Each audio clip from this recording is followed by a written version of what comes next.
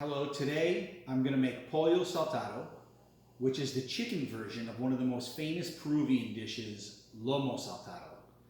It's very difficult to make this at your house because the way they do it in restaurants, it takes very high heat where they get a flame on the pan.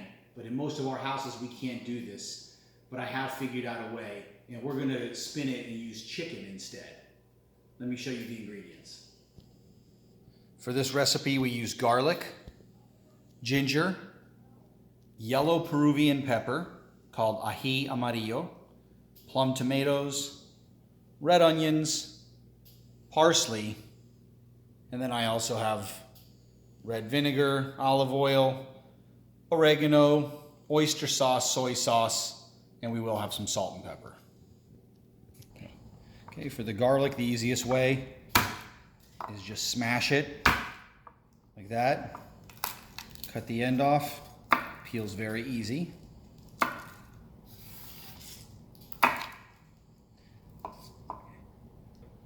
So I peeled all the garlic, and then we're just going to chop it up really nice. I like to just do nice little thin slices. And once it's together, you don't need anything special.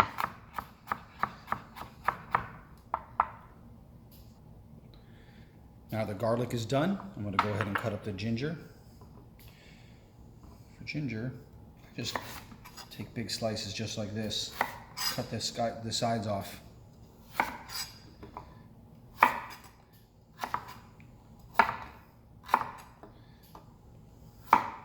See that? You've got it all nice now.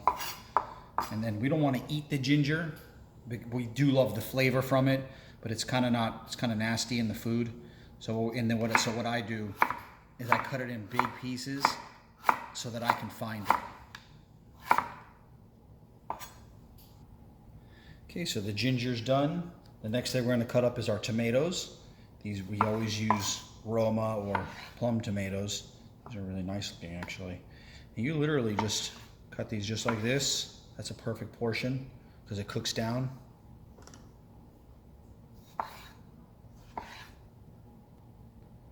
Okay, our tomatoes are finished.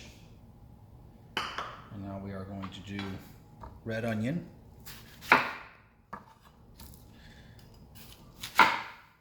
Split this onion.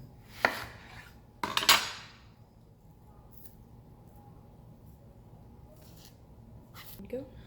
Okay, so we peeled the onions, and what we do is we actually go this way with this cut. So you don't go this way where you're gonna get like these long rings.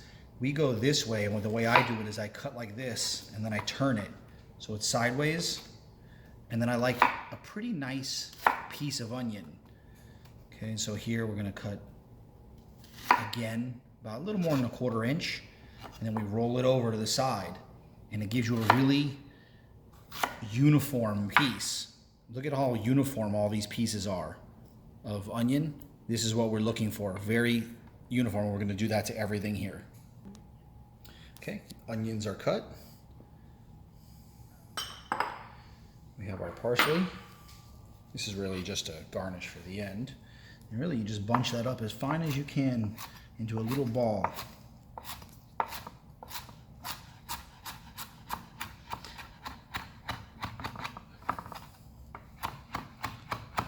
This is just a garnish.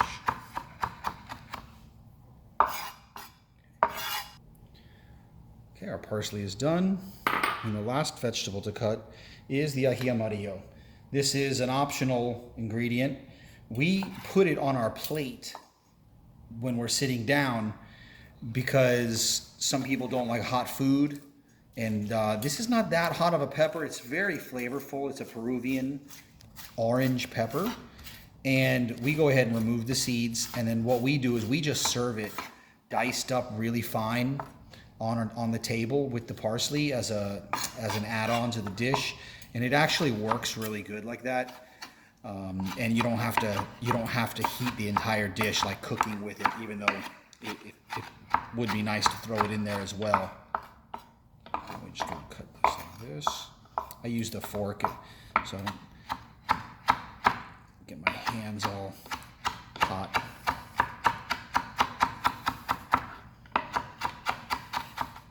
See that?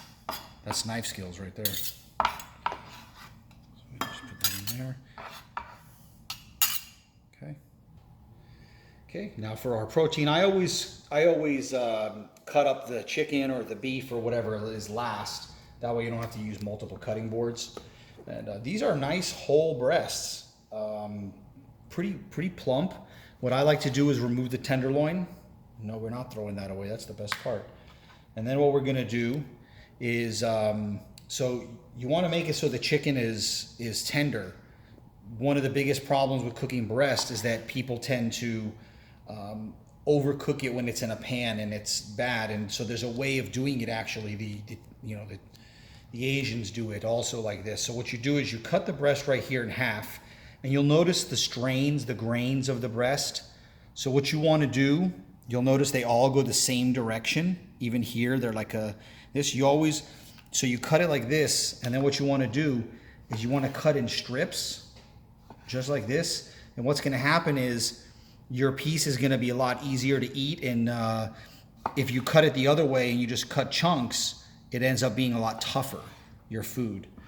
And we're going to go ahead and cut up both of these breasts. And even for the tenderloin, what we'll do is, this is the best piece of the breast. And this you do just, because you can even see in this, look at the grains. See the strands? So what you want to do is you want to cut like this, and it makes it so that each little piece has just little short strands, and it becomes more flavorful, and not flavorful, but it doesn't dry out and it's easier to chew. Okay, I'm almost finished here. And again, we're going to go ahead and with the grain here, and then, like always, against the grain in pieces that are about a quarter of an inch. You want these to be able to cook and remain juicy. You don't want them too thin. You obviously don't want them too fat, so that they cook forever. So again, about a quarter of an inch. There we go. Okay, the chicken is cut. And before we cook it, we do just go ahead and just salt it. Pretty good. You know, you don't want to go overboard with anything, but you always want to get a nice little salting on the food prior to it cooking. It brings out right at the last minute here, it brings out the juices. That's it, just a little bit there. Okay, one of the most important parts of this meal is making sure that all of your prep work is done in advance, because once you start cooking, the meal actually is very fast. We have to cook in batches because, again, this is the home style of making a pollo saltado, where we're not using a wok that can be used at very high heat and cook all your ingredients at once. So we have to improvise in the way you would do in a house, which is the way most of you guys will be doing this. So you get your pan nice and hot, and you're going to want to use something that can take a really high heat. So I'm going to use a stainless steel pan, and anything that can take a super high heat is good. Oil, and then what we're going to have to do is, because we have a little bit too much chicken, for one, we're going to have to cook in batches. And so we're going to go ahead and once our pan is hot, we're going to go ahead and throw the chicken in. And we're not going to cook it all at once. This will be 2, maybe 3 batches. Okay, so it looks like this is already hot enough, as you can see. So we'll go ahead and lay this around.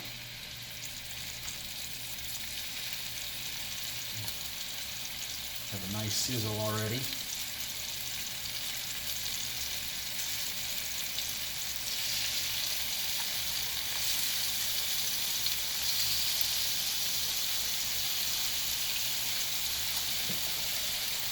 Okay. So right now we're just flipping the chicken in our pan.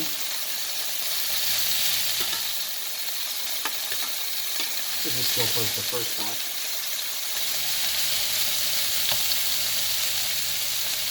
Let that go ahead and cook for a second. Starting. Okay, so what we're doing, this first batch is almost done, and you're going to see something really nice. On the bottom of the pan, it starts to build up a little stickage.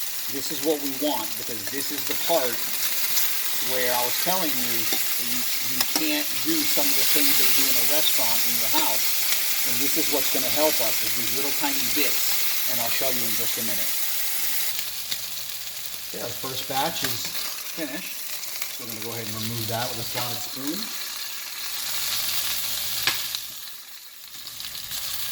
And it is okay that the bottom of your pan is cooking hot, hot, hot. This is what we want.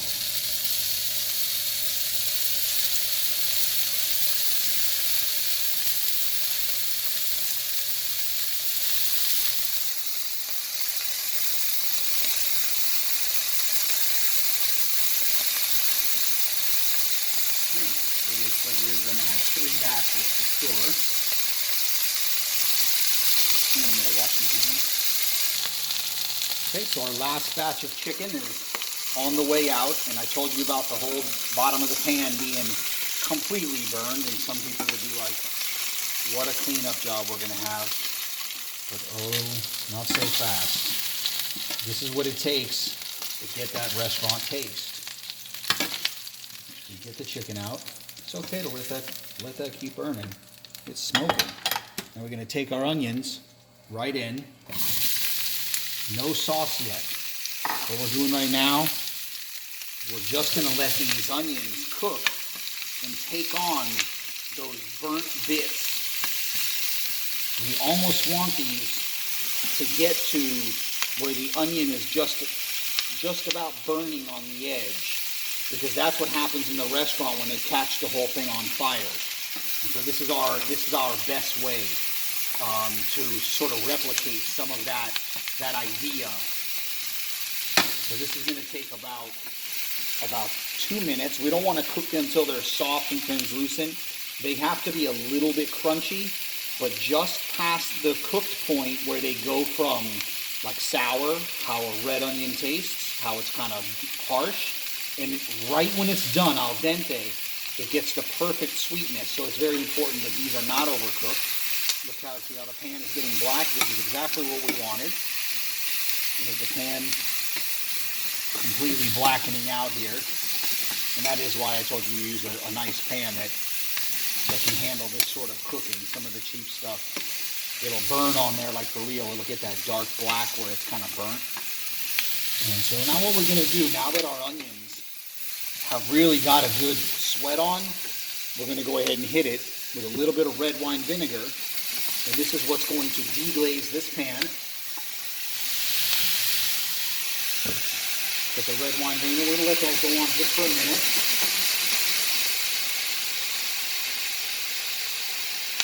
Do its job.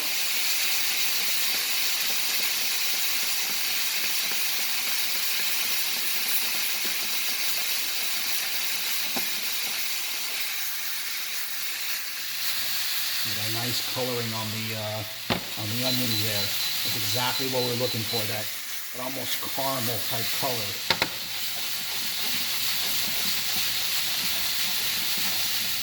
What we do from here, we're still sweating. I'm going to go ahead with the little bit of soy sauce. And then oyster sauce. Oyster sauce is sold in the Asian section of the grocery store. And it's basically a really thick soy sauce. And it also has a little bit of sweet tang to it. And it just, the 3 ingredients, the red vinegar, soy sauce, and oyster sauce are what make up the foundation of the saltado ingredients. And you'll see them, of course, they'll have it like in one container, and that's because they're hiding what they're using. So, as you can see, we've got a really nice pot going here. As you can see, the bottom of the pan's clean at this point. It's not even dark anymore because the pan just cleaned itself. Okay, onions are perfect. I'm going to go ahead now. Garlic and ginger.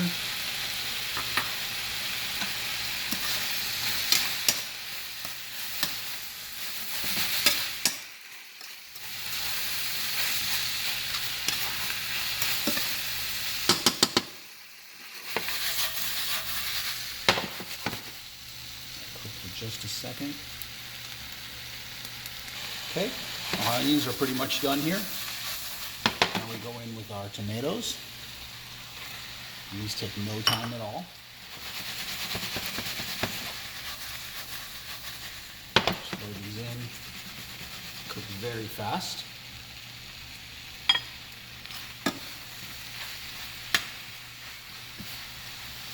That's perfect. Let's go ahead in here with a little bit of oregano and black pepper.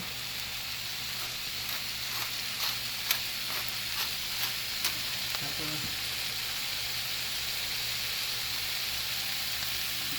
little bit of Peruvian oregano.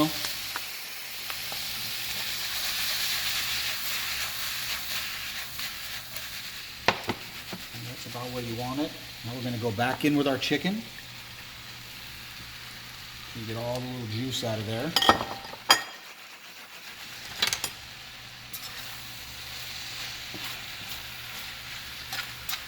It's good mixed up.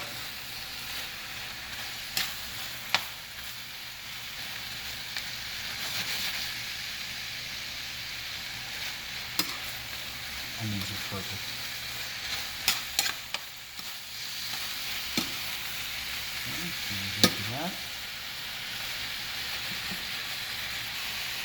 Okay, and then just to create a little bit of sauce in there, you can use either chicken broth.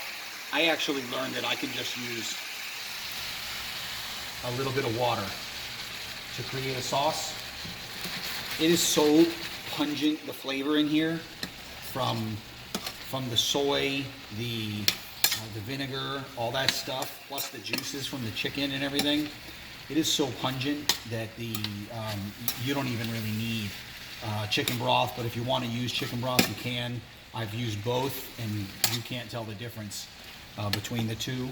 So you could I just learned to use water, and it creates a nice little flavor bath for the food, and it goes over the rice and everything very nicely. Look at that. Look at how nice that broth looks down there now. That beautiful brown.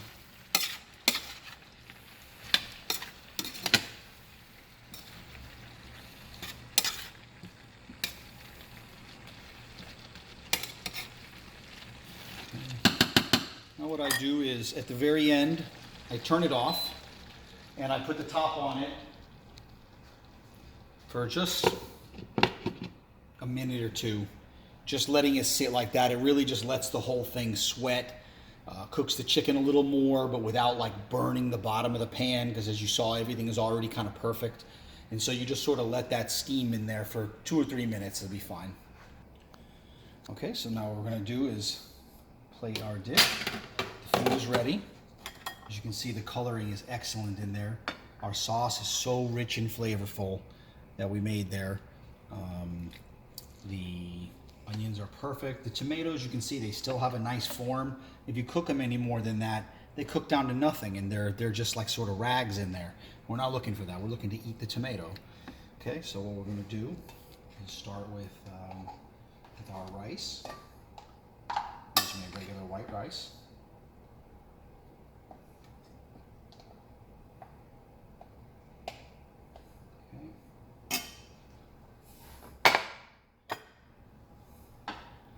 Then we're going to take our Pollo saltado. Okay, make sure everybody gets a little bit of chicken and a tomato in here. A little bit of sauce. And that rice tower. Okay, we cooked some French fries in the oven. French fries are served with this dish. You know, a lot of Peruvian meals, they actually are made with 2 starches. I've never really seen another culture that eats like that, but they do know how to eat, so can't knock them for it. Okay, get it nice and juicy, and then we're going to hit it with a little bit of. We're going to hit it with our condiments. Got just a little bit of parsley. And our ají amarillo around. And then last thing we need to do is just a tiny little bit of salt. I would do the salt bay thing, but I don't have it separate like that. And there you have it. There is your Peruvian pollo saltado, home cooked. And the next one I'll show you will be actual Lomo saltado with beef. Very similar way of cooking. And this is it for today. Thanks for watching.